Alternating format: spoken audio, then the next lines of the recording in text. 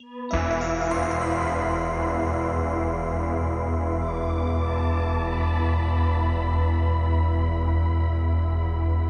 right, we're back.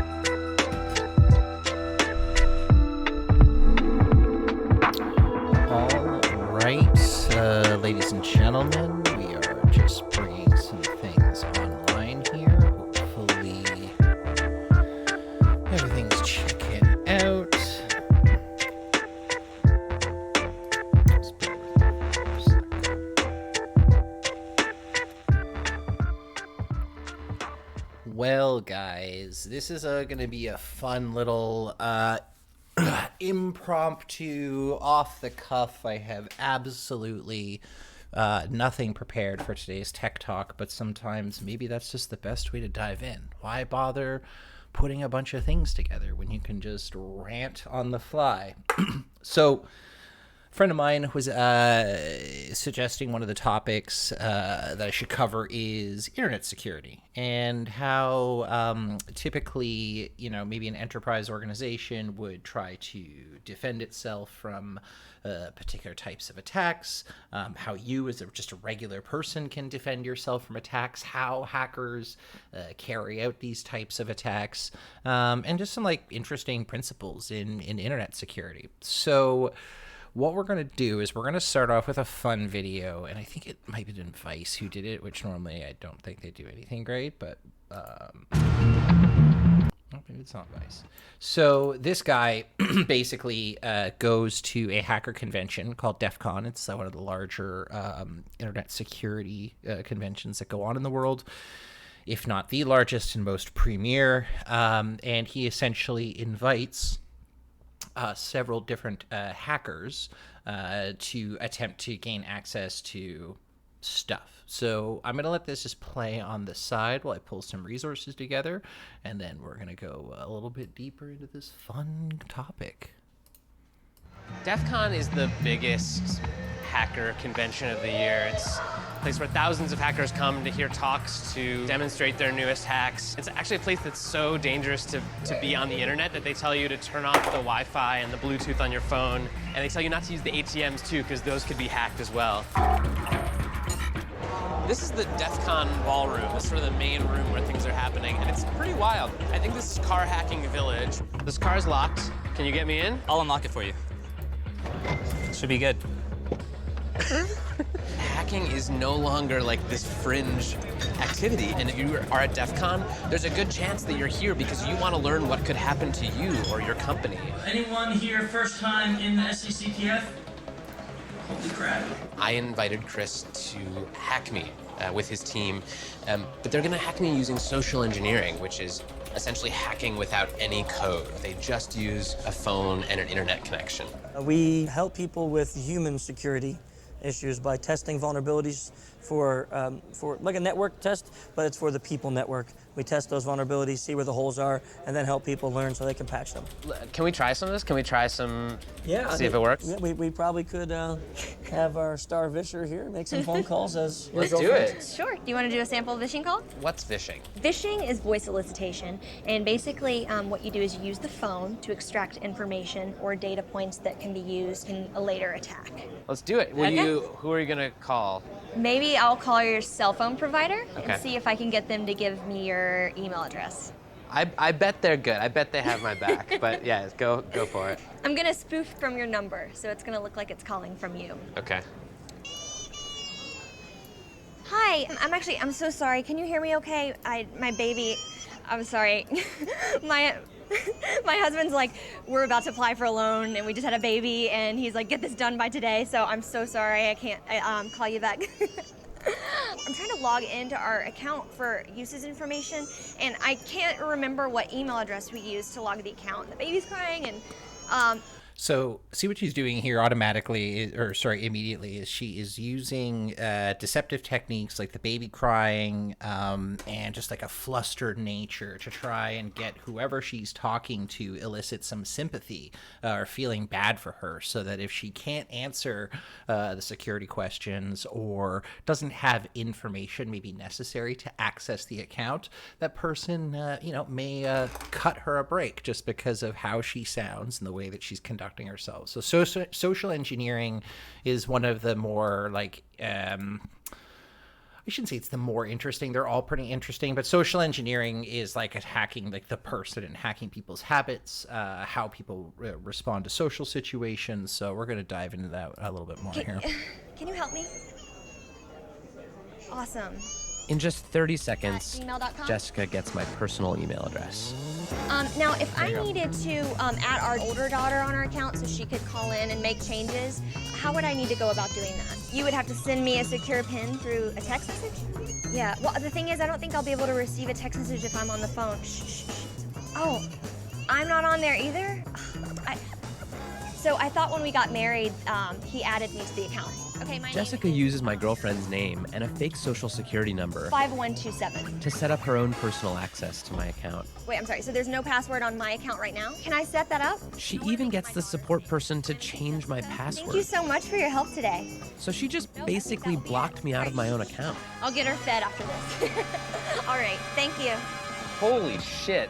So they just gave you access to my entire cell phone account. You're gonna have to go on. So the reason why this type of attack is particularly terrifying is a lot of you are used to using two-factor authentication, which we'll talk a little bit about here. Two-factor TFA or MFA is two or multi-factor authentication. Something I know, password, and plus something I have, which is a token or SMS or email or something like that. So the reason why we use multi-factor authentication in a lot of like IT systems and whatnot is it typically is a very safe way of letting us know that who we're talking to is what we're talking to. By her taking over his cellular account, she could do a SIM swap and say, oh yeah, no, I got a new phone. Here's my new SIM card. Just move that over. Go into this guy's email. Oh, I forgot the password. Oh, well, I'm going to send you an SMS to see where I'm going with this. And then eventually they're like, oh shit, I'm into this guy's account. What I will say is that this is an incredibly sophisticated style attack, which we see a lot. I personally have seen this attack several times. It's typically levied towards, it's typically a targeted attack, so it'll be done by someone who is really, really wanting to fuck your day up, basically. In my case, I will just say these were executives of companies that I've worked for who are very high profile, and they were able to get access to switching out their SIM cards so that they could MFA into a system and obtain data that they weren't supposed to. It was an incredibly sophisticated hack and very cool. So, And change your password now because it's Jess, my name. And all it took was a crying baby and a phone call. Yes. I really thought that my cell phone company would protect me. I mean, like, this is the most basic stuff, and they're not doing it. And if they're not doing it, you know all these other businesses aren't doing it either.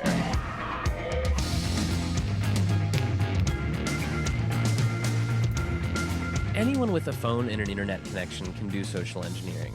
But I was curious, what can a hacker with serious coding skills do? Well, DEF CON is the world's biggest hacking convention. It's hacking everything, hacking social, hacking hardware, hacking software, hacking various systems. I asked Dan Tentler, a well-known security researcher, to turn all of his firepower on me. I did get into quite a number of things that I found. So what were the first things you did? How did you start hacking me? I quickly found your Squarespace blog and had an idea.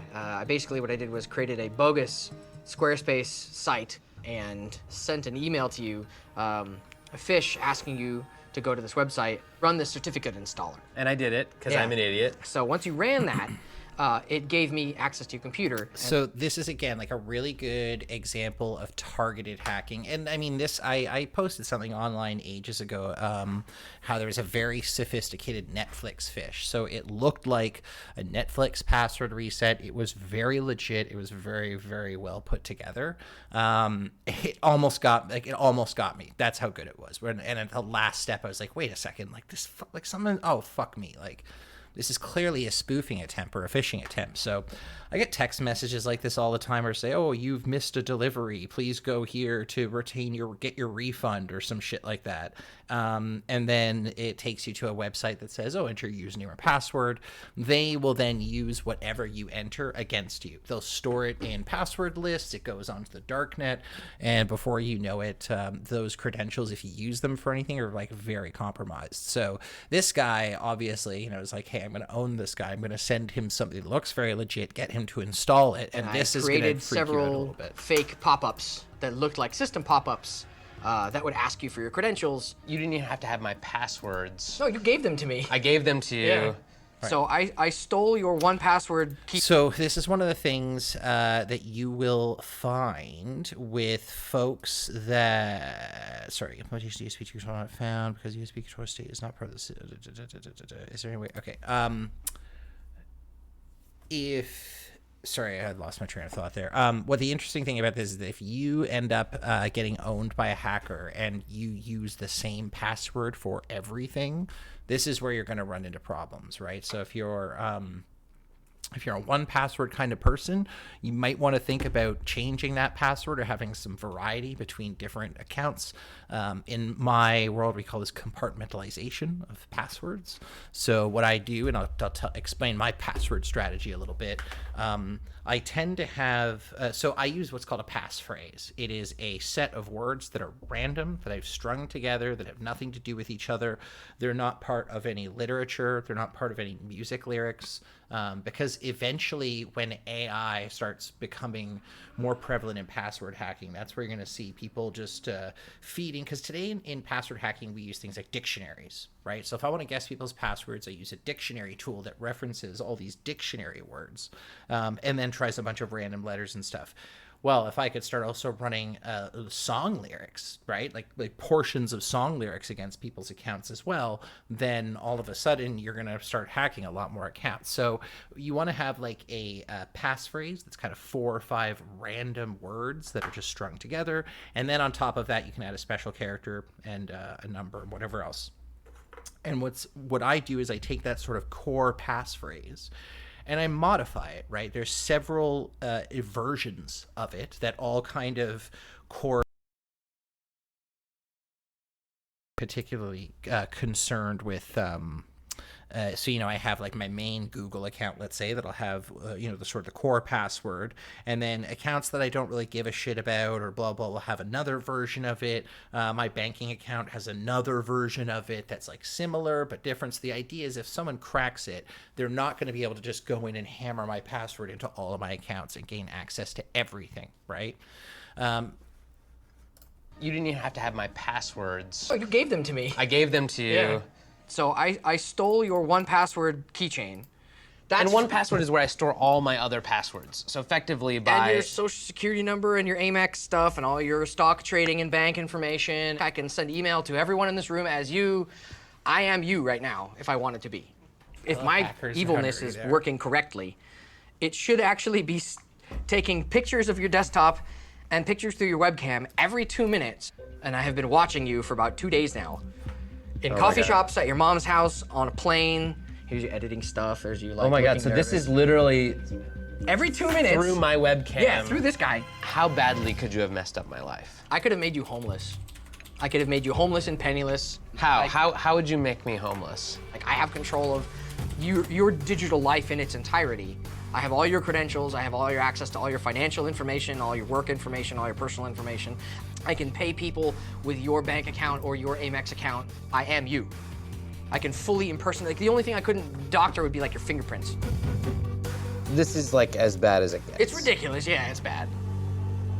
So it turns out that Dan Tentler is very good at his job. I mean.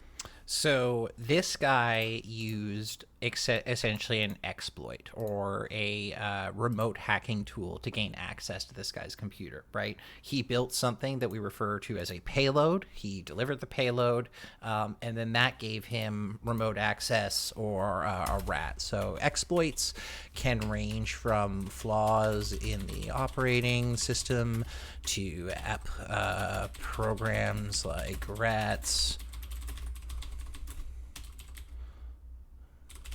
toolkits.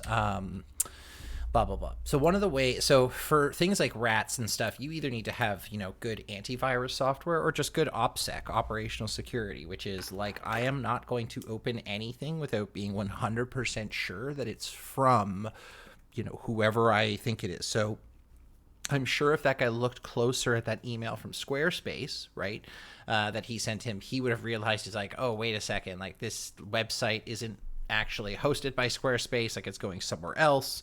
And we can look at some examples of what that actually looks like.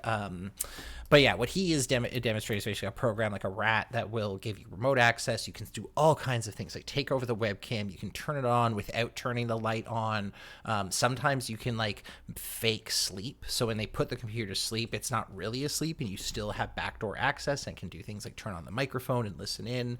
That's why it's like, you know, if you're really worried about security, you think someone's listening to you, you really need to treat every single every single microphone, including your phones, as a potential listening device in your home. I mean, he hacked the hell out of me. He got everything. I mean, frankly, I want to take my computer and throw it into the deepest part of the ocean, and I want to become a hermit, and I want to never touch a piece of technology again, because holy shit, that was everything. That was the keys to my entire life, and he just pulled them out of his pocket. Yeah, pretty fucked. Like pretty fucked, I gotta say. All right, so oh dear God, that was loud. Okay, so the point that I'm trying to make here is that one of the best way so this guy went into a hackers convention and asked them, like, a bunch of professionals to do their jobs. So of course he's going to get owned, right? What we want to kind of expand on is, how do I, as a regular human being, right, prevent myself from running into this kind of thing? And we're going to watch a video on how a password cracker goes about trying to get access to stuff. And really, the main takeaway from his talk really revolves around when a hacker obtains a set of, let's say, encrypted passwords, right, and he's trying to hack them, he knows that he's not going to hack 100% of them. That is for sure. But what he does know is he'll probably be able to crack 60% of them, because at least 60% of those people will have really bad passwords. So those hackers will often target what we refer to as low-hanging fruit, right? If you make yourself an easy target, that is when hackers get excited. There's a concept in security called honeypots. You actually will set up a honeypot, which is a server that is riddled with exploits, that's very hackable, and essentially it will attract, you know, hackers from all over the internet to try and get into it. And then you can analyze that traffic and see where those attacks are coming from. It's a very interesting way of seeing, like, how would someone, you know, penetrate the system? Or if I put this on the internet, you know, how long is it going to take for someone to come after it? So what, again, you want to make yourself, you really want to make yourself a unattractive target. So to do that, there's a couple of really simple principles, right? When we talk about flaws in operating systems, right? So we'll say,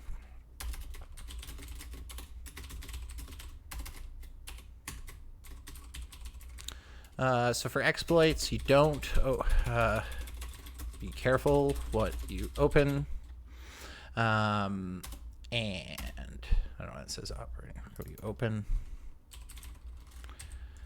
And also, for programs like patch your operating system, do your updates, right? Do your updates. It's the same idea as eat your greens, okay? Like, do your updates, eat your greens, be healthy. Make sure that you are fostering a strong, healthy, and secure operating system. When you get updates for your phone, do them. When you get updates for your computer, do them. If there's a software update for some fucking program on your computer, just do it. The longer that you hold off on actually getting those done, the more problems that you're going to have. I can just tell you that right now. So if you want to patch yourself from things like rats, you want to have decent antivirus software. If you want to protect yourself from exploits in 0 days, you want to make sure that your shit's updated. Okay. So, and again, that's really like about attacking the preventing yourself from being low-hanging fruit. For passwords and credentials, it really all comes down to, use strong passwords and always MFA. We'll talk about MFA in a little bit, what that actually looks like. Maybe we'll sign up for a fake Gmail account when we use Kali Linux to do some penetration testing, or at least show you what that tool set looks like.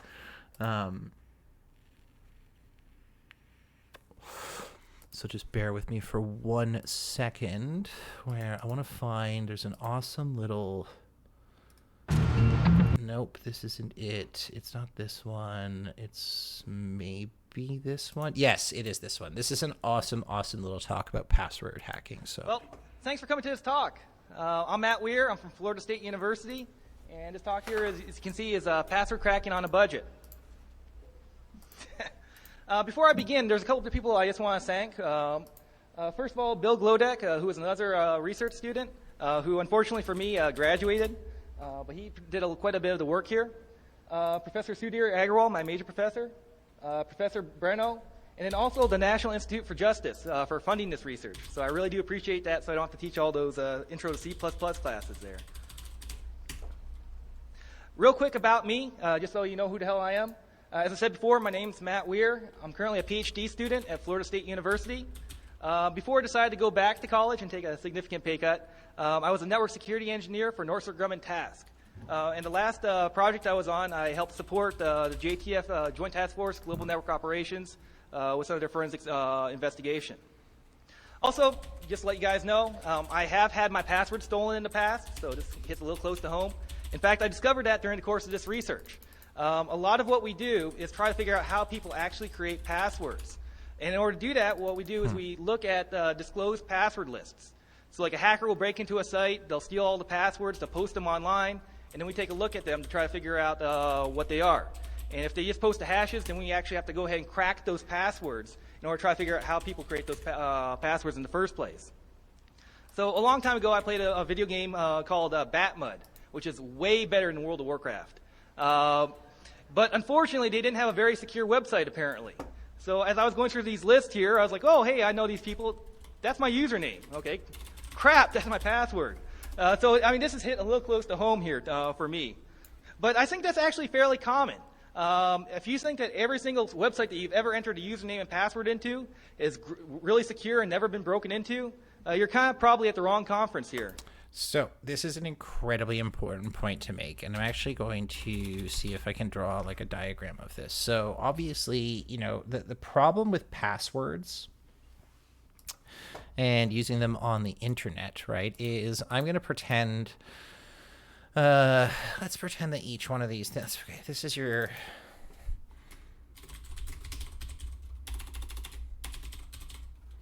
this is going to be your account.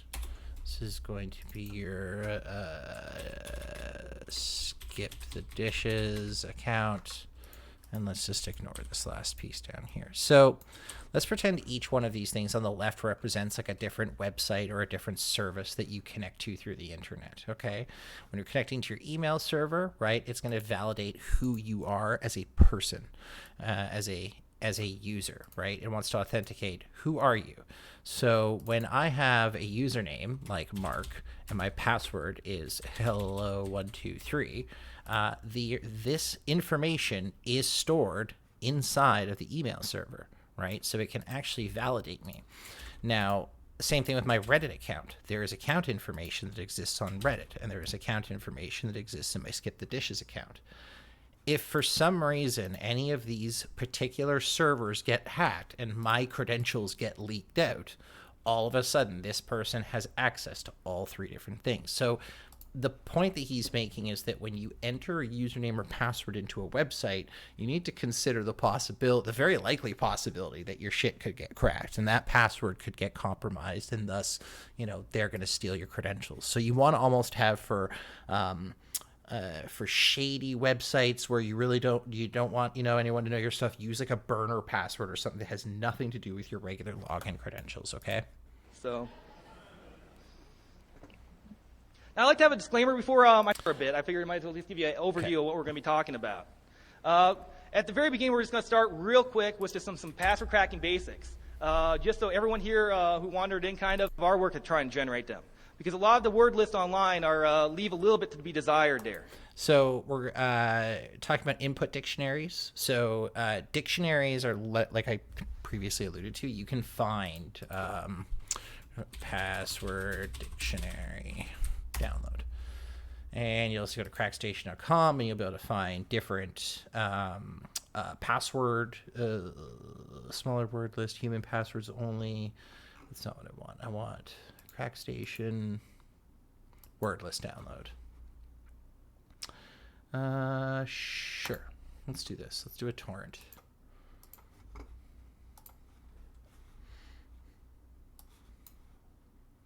Okay, so this is a 4 gig password list, so it's going to be interesting to go through. That's going to be fun.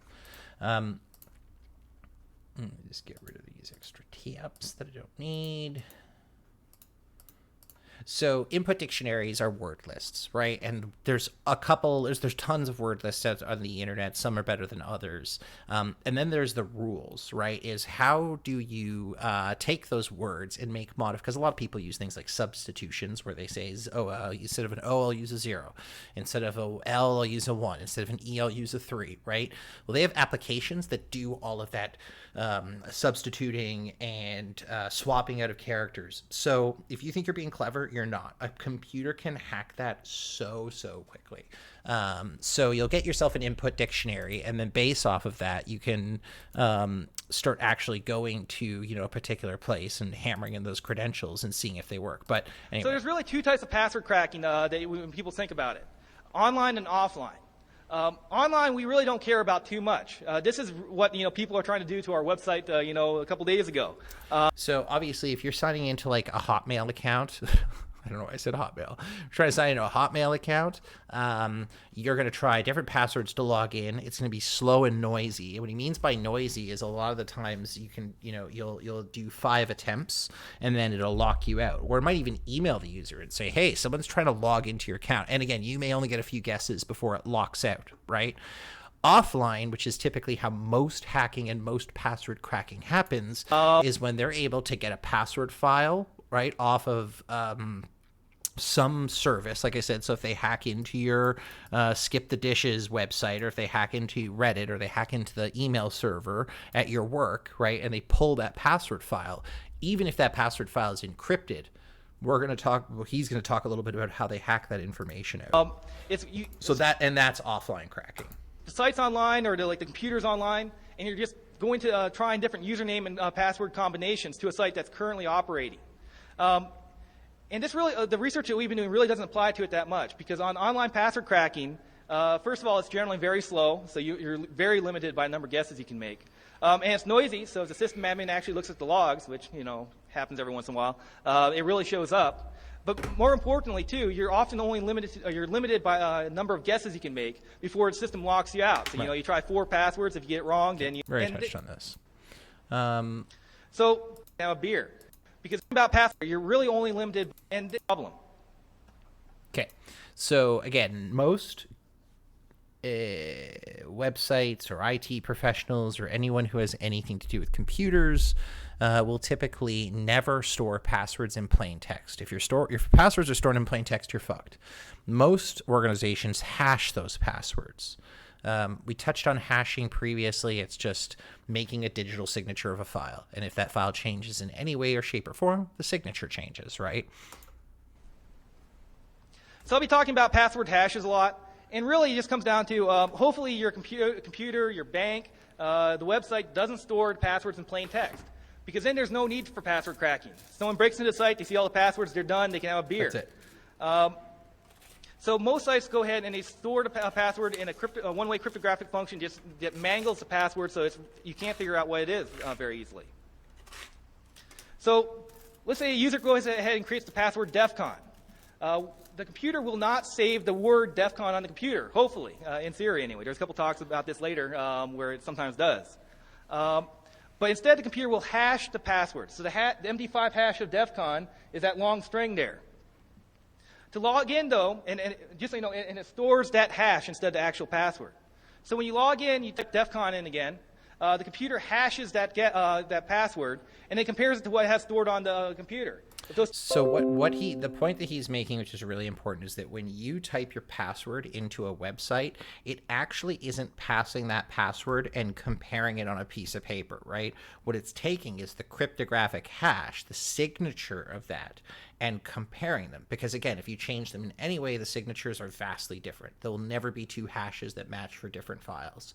So when you log in, it passes the hash, it checks against the hash, it's like, yeah, let this guy in, without storing your password in plain text. Those two hashes match, it goes ahead and logs you in. Cracking passwords is very similar. You just make a whole lot more guesses. So you make a guess, you hash a guess, you compare it to the hash that's on your hard drive, and if those two hashes match, you've cracked the password. So really the question is, how do you go ahead making those guesses intelligently? Because hashing those guesses takes a lot of time sometimes. So there's really two main ways that you go about trying to crack a password. The first one, which we're going to be spending most of our time on, is a dictionary attack. So you take words from an input dictionary that contain words that you think someone might want to use to create their password, and then you mangle it in a way that people normally do when they create passwords. Right, and this is where we're talking about rules. So you take your input list and you run rules. So you have password, password 1, password with an @ with a 0, it'll do all the substitutions and it will try that. And the nice thing about the offline password hacking is that you can do, millions, if not trillions or billions of guesses, on the data set, and you have the luxury, assuming you have the luxury of time and your security operation is not beholden to a deadline, you would be able to essentially get that information. Now, what I want to do is show you guys. Let's look at this. Sorry, now I want to go back to... My bad, guys. Here we go. So this is a large password list. We'll just throw it here. It probably is going to take a little while to decrypt it, so we'll just keep letting our boy talk. Sit back, sip one password create. Oh, wait, this is the wrong talk. Sorry. Wow, I barely got my shit together today, guys. My bad. I don't know how you guys put up with me. There we go. Words. So in your input dictionary, you might have password, and you try that. And if that doesn't work, you try password 11, or capitalize P and replace the A. And this is what people normally think about when you talk about password cracking. Now, when we crack these lists here, we hit what we kind of call a brick wall after a certain point. And that's really, initially when we start cracking passwords. Yeah, it's as simple as you either don't have the word in your dictionary or you don't have a rule that's able to mangle that password in order to fit into the target password. So, and we're like, we just try. I love brute force if you can do it. The problem is this is password cracking on a budget, and generally brute force is not an option for longer passwords. Right. But if there's no password creation policy, it still helps you get a lot of passwords that you normally wouldn't get with a dictionary-based attack. So here's some examples of some real passwords I cracked with brute force, like VPTP. That's not going to be in my dictionary. It's not a real dictionary word. I have no idea how they picked it. But since it's really short, it's easy to crack with brute force. Another one, WF8ZJ. Once again, I'm not going to crack it with a dictionary-based attack. And luckily, they didn't make it one more character longer, because if they did, I wouldn't be able to crack it with brute force. But since it was only 6 characters long, I was able to crack it. 00K00. So that's kind of just something that they can remember once. So you might ask, when you're at a website and you're pissed off because, guys, 8 characters or 12 or whatever, seriously, The point he's trying to make is that having a single extra character significantly increases the amount of computational effort to brute force or to guess that password hash. So, yeah, adding an extra letter helps, guys. Just sometimes fucking do it. Again, not resistant. It's very resistant to dictionary tags.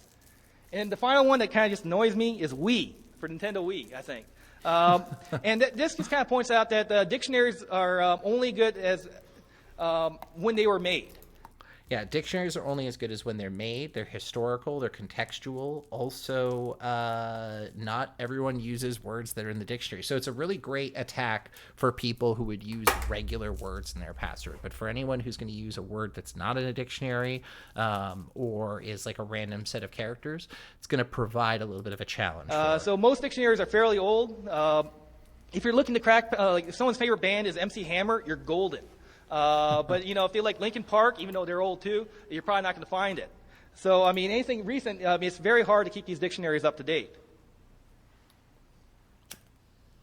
So, I want to run a few demos just so I can have stuff break in front of, Sorry, so dictionary.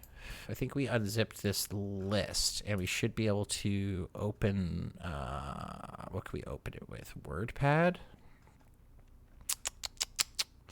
Open with more apps. Let's try Notepad. It's too large for Notepad. Go figure. That doesn't surprise me.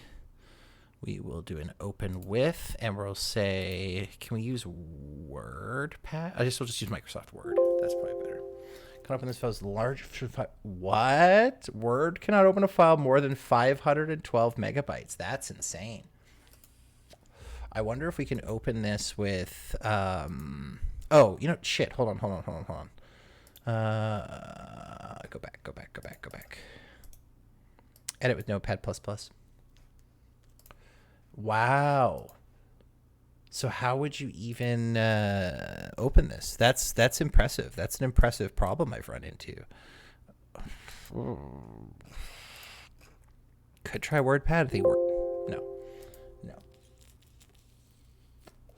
So this would probably need to be opened in some kind of a... Oh, this actually might be a good test to open in Kali Linux, which we'll dive into. So what I've actually downloaded is a distribution of Linux called Kali. It's for security, penetration testing, making sure that your shits, if you want to test your network and make sure you don't have any exploits or hit a server or something. So we'll log in. I'll just make this big for you guys. So it's a Linux distribution of an operating, it's a Linux operating system distribution. It gives you things like wireless attacks, password attacks. So we can actually go into online attacks, and let's say we wanted to open up, let's try 161. 161, blah, blah, blah, number of hosts. Interesting. So a lot of these tools are command lines, so it's not something that you can just open up and meander your way through. You actually have to know the different commands and how to actually use these applications. Let's do a quick password attack. Let's try an online attack. And what's Hydra? Interesting. Pass list. Okay, so this is where you actually have to give it a password list, and then I assume that you can probably point it at a target. So examples if you wanted to use this, use your blah blah blah. Interesting. Okay, I wonder if there's any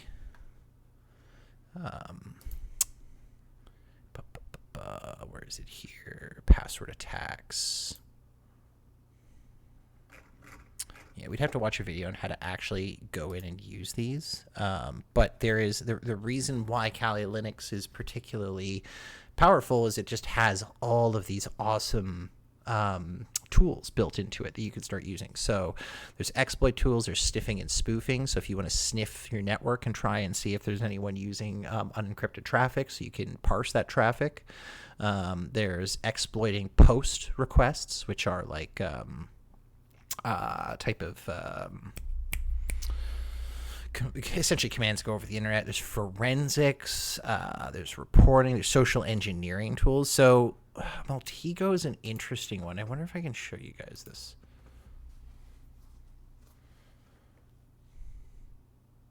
I'm pretty sure I had to sign up for an account for this. Let's just do this.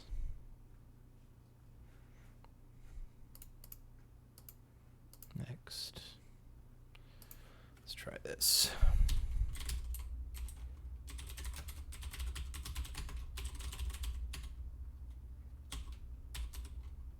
Is that a J or a V? I don't know. Let's try J. The following, well, you see the password enters not correct. It's more than likely my password that's the problem.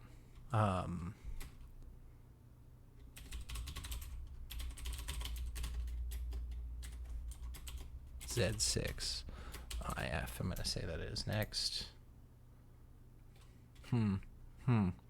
Well, let's say that I forgot my password.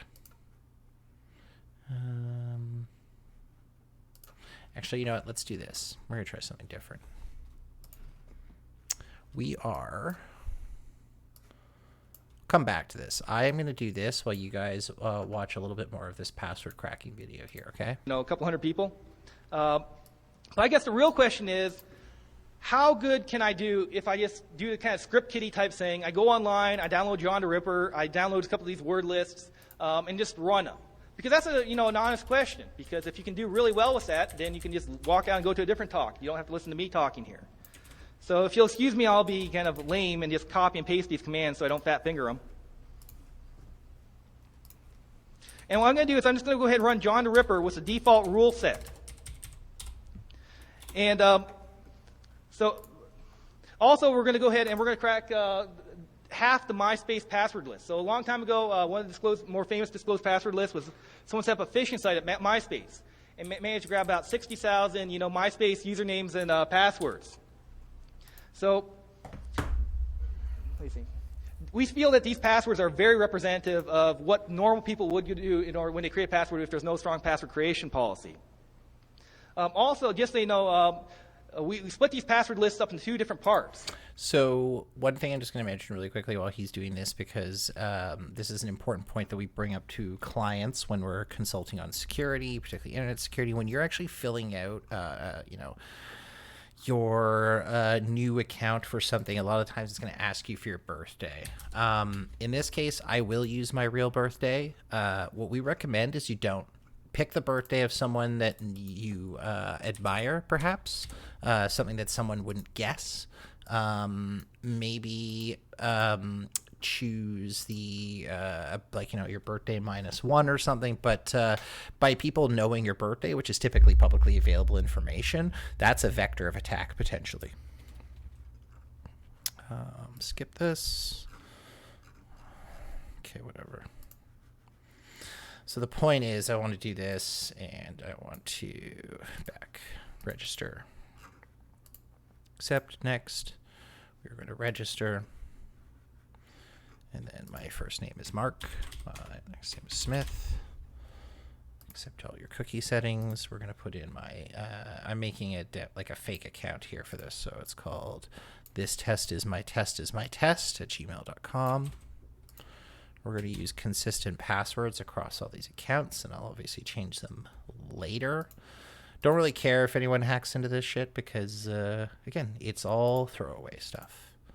So password is 12@22. Cool. I'm not a robot. Motorcycles.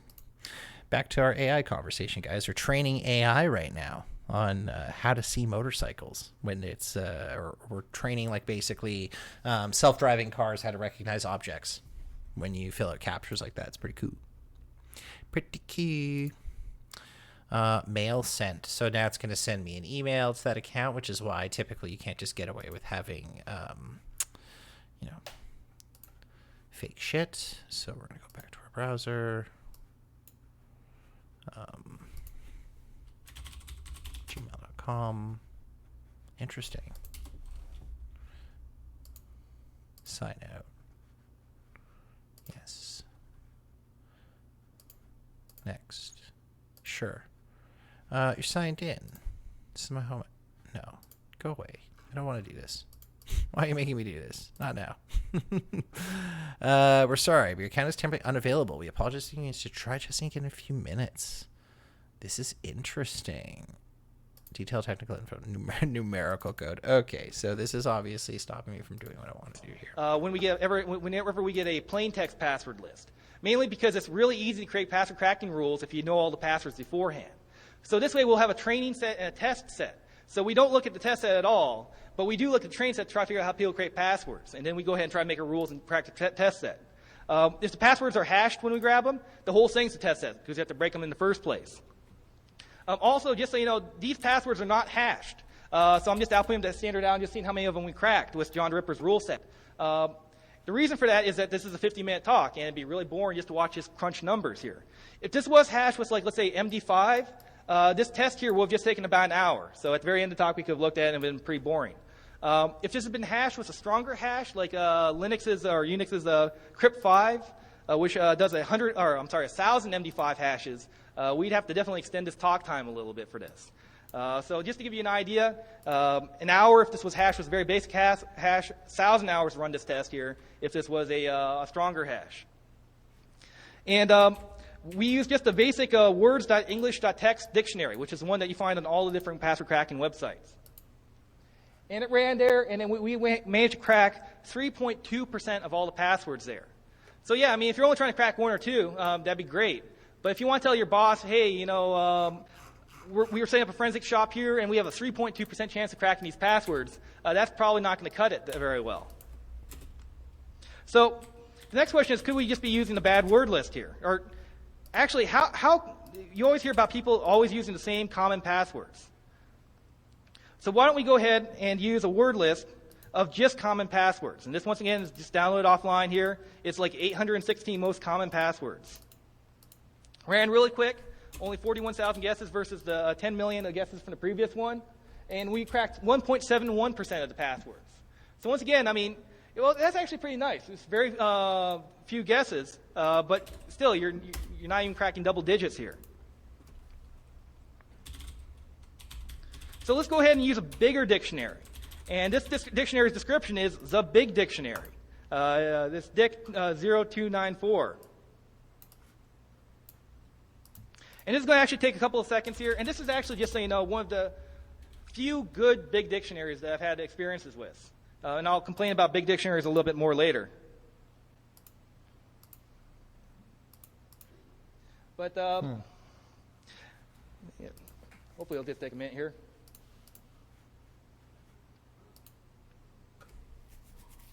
Oh, there we go. And finally, we're cracking double digits. Okay, so I mean, but it took much longer there. It took 37 million guesses, but we did manage to crack 19% of the passwords. So this is actually starting to get a little bit semi-respectable here. So again, back to what I was saying earlier, like this is where like some hackers would stop. They'd say, oh man, I just got 6,500 passwords.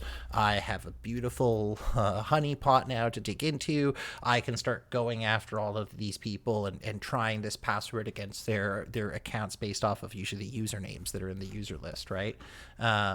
So this is why it's a good idea to have some compartmentalization, have some good password policies. That's the type of thing that are going to protect you from your typical offline or even online attacks, right? So having strong passwords and always using multi-factor authentication.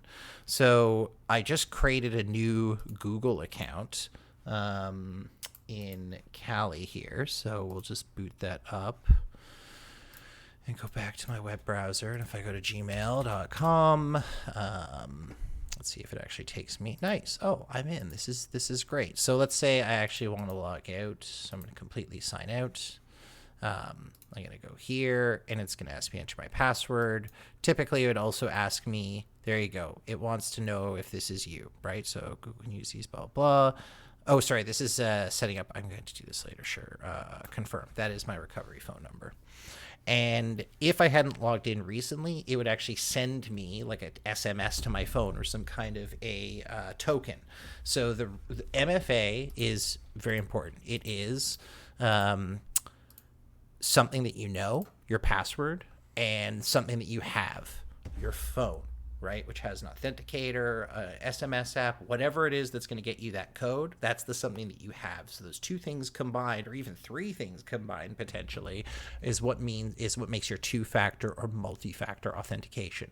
So even if someone cracked your passwords, even if they knew all the passwords to all of your accounts, if you have MFA set up on your phone, it's highly unlikely that people are going to get through, unless they use that attack that woman did in the previous video that we were watching, where she's able to call into the guy's cell phone provider, take over his cellular account, right? And then she could do a SIM swap. Now I have your phone. Now I have your token and I have your password. You're fucked. So even great security can be overcome. But again, there has to be a pretty intense desire there too. And this goes back to, the whole lowest hanging fruit, right? This guy with a little bit of work was able to increase, the prediction level of his password cracking up to 19%. That's 20% of the password. It's a great place to start if you want to start hacking people. And finally, we're going to talk a little bit about custom dictionaries in a little bit here. So I might as well go ahead and try one of these here real quick, just to show you. So this is a custom dictionary. It's actually based off of Wiktionary. And Wiktionary is a sister project to Wikipedia. It's an open source dictionary. And they actually provide them in a whole bunch of different languages, which is really nice. So this is actually, we're running it off the English dictionary off of Wikipedia that we did. And this generated much less guesses than a big dictionary. This only generated about 3 million guesses compared to the 31 million guesses of the big dictionary here, so about 10%. But we still managed to crack 12% of the passwords. So using custom dictionaries can definitely help you, especially if the hash is really strong. So you can get custom dictionaries off of the dark web that are from particular websites that have had their data leaked. So there's all kinds of interesting ways of and groups that have put permutations on some of the standard word dictionaries out there. It's really interesting. Cool, nothing blew up. We're gonna try and open one up shortly here if I can. And just in case that wouldn't work there, so you can just see graphical representations. That's the top one's the number of guesses, and the bottom one's the number of passwords cracked there. So you can see just how well they did there. So the first thing I guess we should talk about, though, is word lists. How important is a word list to your password cracking? And as you can see from that previous demo, it actually is extremely important. Unfortunately, it's also boring as hell. I'll freely admit that. If you're not doing password cracking currently, or you don't enjoy, organizing your sock drawer, this is probably not going to be the most interesting thing in the world. There's probably actually a big overlap between password crackers and people who do like organizing a sock drawer, actually. It's true. Some of this work is incredibly boring and incredibly tedious, and that's why some of this hacking, culture really appeals to certain types of personalities, because you got to be a little bit of a shut-in to spend the time that it takes to do some of these techniques. But I'll just hit the high points, and once again, if you want to meet afterwards, something like that, we can geek out about word lists. So there's a lot of places to find word lists online, and in fact, most of them have the exact same word list, so they all steal from each other and try to talk about them being the ultimate word list site. The first one I really want to point out is the openwall.com, the FTP site, is for John the Ripper. If you go to their website normally, they don't really advertise all of their word lists because they want you to spend money and buy their actual big word list, which I don't blame them. I love capitalism. But if you go to their FTP site, you can download a bunch of word lists from them. The other two sites below that are just kind of general, word list sites. One site that's kind of want to make fun of a little bit, please don't hack me if you're in this audience, is theargon.com, and they have the ultimate gigantic word list, they say. It's 2 gigabytes large. And everyone says, oh, it's got to be good. It's 2 gigabytes of words. And that actually has to be one of the worst word lists I've ever played with. First of all, it's so large you can't do any word magnet rules on it. It takes forever to run. And there's just so much duplicate, so much junk in it that it really doesn't crack passwords very well. About the only password I managed to crack was that impressed me when I just ran it one time, is one guy decided for his password to use an HTML markup tag, which I have to admit, is a really good password because it has all the symbols, uppercase, lowercase, and all that. And I wonder what he does for a living. But that was just in one of the web pages they sucked down, it had the exact same HTML markup tag, so I was able to crack that. The last site, I just want to point out, if you go on. So we're not going to get hung up on particular word lists, but there are a couple applications built into Kali here so I believe Crunch can create a word list based on criteria that you specify. The output form Crunch can be set to the screen, file, or to another program. So usage, Crunch, min, max options, where min and max are the numbers. So please refer to the man page for instructions and examples on how to use Crunch. I honestly wouldn't even know where to start, but we're going to. So let's type Crunch. The min is going to be 1. The max is going to be 6. No, we'll say 10. And then we'll just see what happens. And then we'll say enter. Crunch will now generate the following amount of data. Oh my God. See? So right now, what this is actually doing is generating a fake word list for me that I could use to like brute force my way into a particular application. So if I wanted to guess again at, random passwords, this is one way to generate a list. This is absolutely fascinating. I think I can stop this. Okay, cool. So that was fun, guys. It's very long. Is it very long? More than check with additional speed as strong as a random string. No, I don't think so. And there's a really good article on why that is. XKDC password. So let's bring this up real quick here. So a lot of people will think, uncommon, non-gibberish base word like troubadour, you have caps, you have substitutions, blah, blah, blah. So you can have a few more bits of the account, So this particular password has approximately 28 bits of entropy, which would mean that it would take 3 days at 1,000 guesses per second, basically, for this password to get cracked. So difficult to guess, easy, right? What if trombone or has it? So difficult to remember, hard. And so anyway, the point of this comic is like, this is a easy password to crack, but it's hard to remember. It's hard to remember, where did I put the 0? Is it at 3? Is it and 3? I can't remember, right? But if you took something like correct horse battery staple, 4 random common words, this has 44 bits of entropy, which would take 550 years at this many guesses. So very difficult to guess, very easy to remember. This is what you want in a password. You want to have a high level of entropy, right? So this is where even a dictionary attack is going to have a really hard time, because even though all of these are dictionary words, it's going to take a computer a really long time without any information to guess this string of words, right? To essentially gain access. This is cool. So Maltego is it says it's a social engineering application. But essentially what it lets you do is pipe in information. Like you can, take this website, for example, the program. It will actually give you information on the domain, the different network controllers or IP addresses that it is getting back from that website, the subnets associated with it, and potentially the servers and the different services that run on those servers. So some of this information is publicly available. It's also just available the nature of how computing works. Like you ping a server and it sends back certain stuff that you can that's an Apache server, or that's a Microsoft SQL server based off of the type of response that it sends. So Maltego is a fun little program that lets you probe different websites and build a social media map, so you can track like the people who work at these companies and build information on them if you're looking to try and hack or call in and pretend to be a temp or something like that. All right, let's on BitTorrent, you can find it. It's really kind of anal intent of when you're Sorry, so I actually did have a word list, but unfortunately, the word list that I downloaded here is not, it's not, can I just drop this onto the desktop of Linux? Let's see here. I really hope so. That'd be so sick if it works that simple. Please, please, please, please, please. Yes! This will be fun.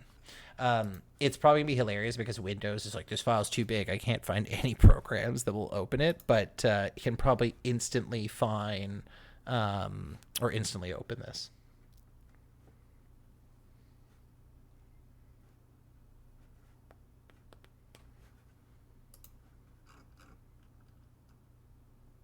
Sick. 30 seconds remaining. Okay. So, yeah, running Kali Linux in a virtual machine is super fun. I highly recommend anyone who wants to play around with, like, security should give it a try. There actually is a, what is it?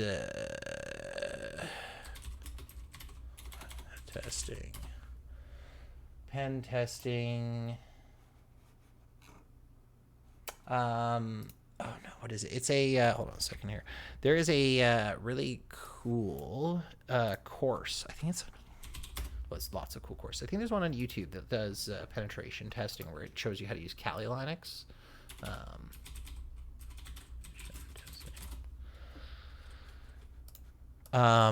You could see where we actually removed it from the desktop. I'm just going to run that same command again. And there we go, it's gone. So this shows you essentially how to use Kali Linux. It starts So out a with couple some things that really basic shit though, like for example, like if you bring up a terminal, like it's like the most basic terminal command, how to like, oh, here's how to use you know, like ls, which is list, right? Or ls desktop, you know, how to look up a particular directory or whatever. So it's some pretty basic stuff. It's a good place to start if you have zero experience with Linux, if you have zero experience with Kali Linux. It's a cool little it's 15 hours, so we might end up diving into that on another Tech Talk and see if there's any value to it. But for now, I just want to wait until this list finishes copying over. Now, it's interesting how it started off as a 4 gig file, compressed, and it ballooned out to 14 gigs. So it's pretty large. Anyway, let's let this guy get back to his password cracking. Dealing with them in order to really help you out later. And every single time I've tried to cut corners with this, I've gotten seriously burned. But just things you need to think about with, when you're managing your word list are, you want to avoid duplicate words. It seems pretty simple, but it's actually a pain in the butt sometimes, especially when you have multiple word lists that you're trying and you can't remember which one you did previously and stuff like that. But duplicate words equals wasted work because you already tried those guesses before. You also got to ask yourself, how are those words terminated? Are they terminated by a tab, a space, a new line, a carriage return? And that's really important. Most password crackers are fairly smart about dealing with that. But if you're writing any custom scripts, that can really bite you in the butt, which I found out myself too. Standardized capitalization. How many artifacts are in the word list? How many HTML tags are there? How many timestamps and junk data just shows up there when you try to create the word list? Because you're not going to go ahead and copy and paste all these word lists here. And then finally, is the word length important? And this is not really for the hash that you're doing, because most password crackers are fairly smart about that. But more along the lines of if you want to do case mangling. Because if you have a really long word and you want to try every single possible case mangling in that, you're going to spend all day on that one word just trying to case mangle it. Yeah, it's going to take forever for it to figure that out. So word length is great to know. Like if you're trying to, let's say, hack a particular company or something, knowing their password policy, knowing how long their passwords can be at minimum is going to give you a really good starting point, an idea of usually that's as long as they're going to be. Because like people's password policies are just absolute dog shit. So you might want to terminate it if you're doing serious case mangling. Now, as I said, the word lists you find online leave a lot to be desired. So first thing you probably might want to do is if you're a forensics investigator, you have the hard drive in front of you, and it's a lot better than wget because it'll actually. So I looked at Wiktionary. I was like, I don't want to do that by. Oh yeah, there's also language specific. So obviously, if you're trying to hack someone who's like Lithuanian, you might want to use a Lithuanian dictionary or Lithuanian word list, right? The next step, of course, we were thinking as well, if we're already doing this for Wiktionary, why don't we create something for Wikipedia? Like grabbing all of Wikipedia and using all the words in Wikipedia as passwords, right? Our website. Password. So, and you use that as a word. And you can make certain like judges there. So if you have, an @ symbol between two letters, that was probably, you can probably change that to an A and so on. You strip out special characters and so on. And that, as I said, we've had extremely good success with that. But we were a little bit worried that we're just missing words there's mangling rules there that we don't know about. Because when you're dealing with, tens of thousands of password lists, you're not going to look at each one individually. So we wanted to go ahead and just try to see if we can parse out the low-hanging fruit and then look at the remaining ones and try to figure out how they were created. Boom. Hear that? Low-hanging fruit, guys. That is what they are going after. They're going after the simple, like passwords, the ones that are easy to crack. And to do that, we went ahead and decided to use edit distance of passwords. Okay, The I'm words just based gonna upon skip whoever past has the this. closest edit distance. Board's it? But what we found out later was that it's actually eliminate the guessing on when you need to do, whether you need to add more words to the problem or whether you need to add more word mangling rules. Okay, I'm actually going to kick off the next demo here real quick, and then we'll come back to it later when I have a chance to explain it. So hopefully it doesn't crash in the meantime.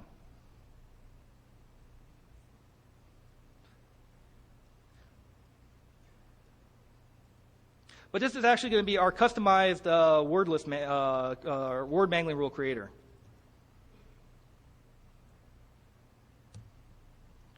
Cool.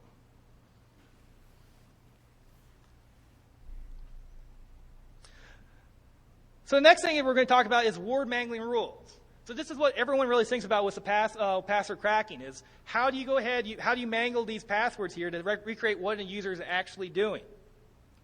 And I have to say, the one thing that's really surprised me when I started doing this is how limited most password crackers were when it comes to word mangling rules. And I think the reason for that is that landman hashes, the old Windows hash, really spoiled us. Because old landman hashes, they capitalize everything. So you don't have to worry about case mangling at all. And also, they're 7 characters maximum, so it became pretty easy to brute force them after a while. Right. So I think we kind of sat on our rear end there for quite a while. With a lot of these password crackers. So it makes password crackers look really good when, in fact, they're not really doing that much advanced stuff. A lot of them do, anyway. So that would be one great word mangling rule, really easy. But when you start combining... So when you're talking about word mangling rules, essentially it's substitutions, right? Like, how do I figure out the different ways of substituting out the words that people are going to capitalize, the ats, the sevens, the whatevers, right? And there's a variety of different techniques for actually doing this. Learn how to crack passwords on, but if you're cracking passwords seriously, you don't want to be using it. John the Ripper, on the other hand, is configured via a config file. So you can go ahead and you can get really crazy with all the different word mangling rules you can think of. And in fact, even if the John the Ripper doesn't support whatever word mangling rule you want to use, you can always just create a custom script and pipe those guesses directly into John the Ripper, since it's command line, which is really nice as well. So you can do pretty much any type of word mangling rule that you want to. Now, when you download John the Ripper, first of all, one thing a lot of people say is it doesn't support the type of hash that I need. And the answer to that is it probably does. Someone's written a patch for it. And so go ahead, find it, download, install it. And it actually will support more hashes than K-enable does. But you need to go ahead and find those patches. And actually, most of them are actually on the John the Ripper website. John the Ripper's a piece of software that lets you do password cracking. Also, I'd recommend against using the default John the Ripper config file. It's not actually bad, but you can do a lot better. Now, one thing that's kind of annoyed me, or it surprised me, is even though this is probably one of the most popular password crackers out there, I've yet to find somebody else's John the Ripper config file that they posted online. People just don't like sharing that information for whatever reason. So it's been kind of hard to tell what other people are doing. So to try to solve that a little bit there, I included a couple of our sample John the Ripper config files on the CD. So that way, at least you can look at what we're doing and go, noobs. But even though... skip ahead here a little bit. You're brute forcing characters and numbers. You're only trying characters in one spot and numbers in another spot. Just end up creating a couple hundred lowercase letters and then 2 numbers. And there's definitely stuff we're looking into adding. For like it's pretty easy to add on to this. Replace the A with. Now our current implementation makes guesses and outputs some of the standard out. So that way we can go ahead and pipe this into any other password cracking program, so we don't have to worry about the hashes and keeping track of which passwords are managed and so on. Because I'm lazy and I don't want to have to code all that. So right now, in most of our tests, we actually go ahead and output them standard out and input them into John the Ripper, and use John the Ripper's just to go ahead and do all the password hashing. Now, I'll admit this structure does have some overhead. That's why I didn't just run it immediately. But the overhead is actually fairly low compared to a strong hash, or even a semi-weak hash. So we have used this actually successfully in real-life cases. So this is not saying that you run for a couple days and it takes 10 times as long or so. And because we gotta have a graph, and I'll show you the results in a little bit. You gotta have at least one graph, and I'll guys. talk about this graph here afterwards if you want to. But this kind of shows the number of passwords we crack over time versus John the Ripper. So initially, they're sort of very high probability rules. We do pretty much the same. In some cases, actually, John the Ripper slightly does a little bit better. But after a certain point, ours starts to do much, much better. And unlike John the Ripper, where you have a set number of word mangling rules and it's done, ours has just millions of word mangling rules. They're very small, but they're still, millions upon millions of word mangling rules. So if we let this run, it'll just keep on going and going and going, and we don't actually have to specify all these different word mangling rules, which is really nice. So now we get to check to see if anything crashed or not.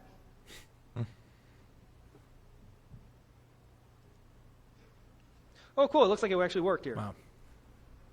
First time for everything here, yep. So once again, we trained this one on the training set of the JTR's John MySpace the rule, and Ripper. we're trying to crack the test set. If you want to see some graphs and stuff like this of us training on different password lists and then trying to crack other password lists, talk to me in the after talk room, and I got some graphs and stuff like that, because we've definitely looked at this too. But like with John the Ripper, with the English word list, it cracks 3.2% of the words. With our password cracking thing, we cracked 5.6% of the words. With the common passwords, John the Ripper cracked 1.7%.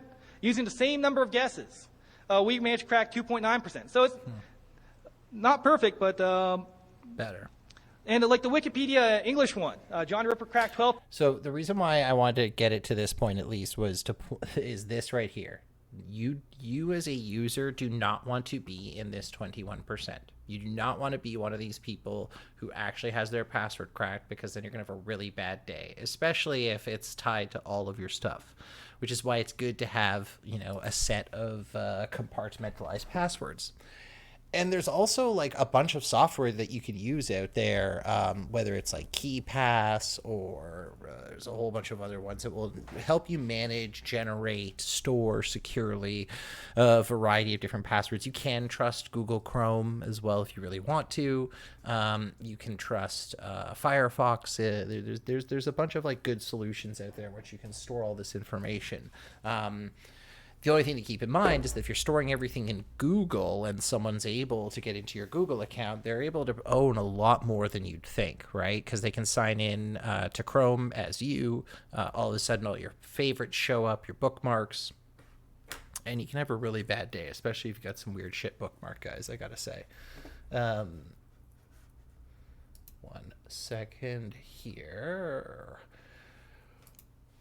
So yeah, this is a very, very quick demo or intro into Kalilytics. So I'm running this on Oracle VM. It's very easy to download Oracle VirtualBox. It's free. You can download it for Apple Macintosh. You can download it for Windows PC by Bill Gates. Super easy to set up, very fun to play with. There's some really great resources online that will teach you how to use a lot of these built-in tools. And again, if you start to look through, the inventory of things that you have here, like information gathering, right? So if I want to do analysis on domain naming services, right? Or if I want to do port scanning, on my local network, I can use an application like Nmap. If I want to do vulnerability analysis, on a particular network or a Unix system or something like that, it'll give me the opportunity to make sure that, are my servers hardened? Is, there any known vulnerabilities out there that are easy to find? Database assessments, password attacks, we went through a little bit. Wireless attacks, right? Is my wireless network secure? Are there ways into that? Reverse engineering, I have no idea I know what reverse engineering is, but I have very little experience in that space. Exploit tools, sniffing and spoofing. So yeah, there's an awesome tool set in here that I highly recommend if you're at all interested in computer security. Learn a little bit about Linux, start jumping into this, start playing with some of these applications. There are great videos online that will teach you more and more about this kind of stuff. So chat, we got 5 folks in here. That's great. It's great to see a couple people coming to hang out. I really didn't have a ton that I wanted to get into tonight, so I'm deferring to chat here. Is there anything you guys want to learn about? Is there any videos that we want to go over? I think there was one other. Let me see my stream stuff.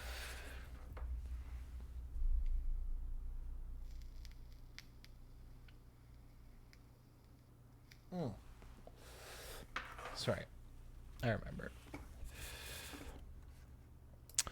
So just to go back and recap, for those of you who have been around for the last hour and hanging out, God bless your hearts. We're talking about, the different types of hacking. Like, what am I hacking? Am I hacking exploits? Am I hacking passwords / credentials? Am I hacking the person or social engineering? How do I stop it? How do I protect myself against these things? So, exploits in 0 days, you got to be careful what you open, and you got to do your updates. It's like Mr. T says, eat your greens, get those vegetables. Make those updates happen. They are regularly patching stuff for a reason, because people are finding vulnerabilities. They're finding holes in operating systems, yada, yada, yada. Make sure that you're using a strong password. Turn on multi-factor authentication on especially anything that has to do with cash, money. You got to lock that down. And then when it comes to people in social learning, know who you're talking to. One of the things that I was actually really impressed recently by a financial institution that I was calling for some help. They had very, very rigorous security. While I was talking with them, they sent me an SMS code. Did you get this code? Read it to me. Are you on this phone number? I'm like, yeah. Okay, we're calling you back. So even if I had spoofed the number and used a number spoofer to make it look like I was calling from a different number, that would have broken my plan there, because they would have called the real Mark if I was doing that. But they were talking to me, obviously, so my phone just rang while I was talking to them, hi, that's me. And okay, I'm going to send you another SMS. I'm okay. And then I read them the code and all right, we're sure we're talking to you. So there are layers of this authentication that you can do on top of one another in order to, add a little bit of security to your life. So know who you're talking to. If you're not sure that it's your bank calling you, tell them, hey, you know what? I'm going to hang up and I'm going to call you back. Because that protects you from spoofing attacks like that. There's a really weird. I'll actually share it. It's it was a CBC story about was it CBC? It was Canadian.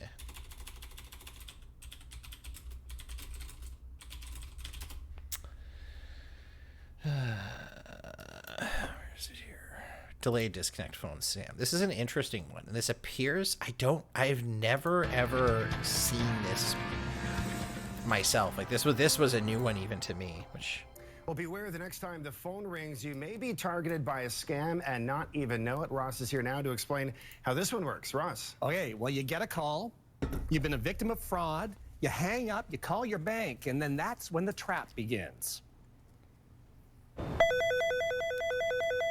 The phone rings. The caller says, hello, this is bank security. She told me my card had been compromised. Two people, same scam. She suggested I call the number on the back of my credit card and ask for a fellow by the name of Steven in the fraud department. I hung up, and then I immediately picked up my phone, and the dial tone did not sound correct.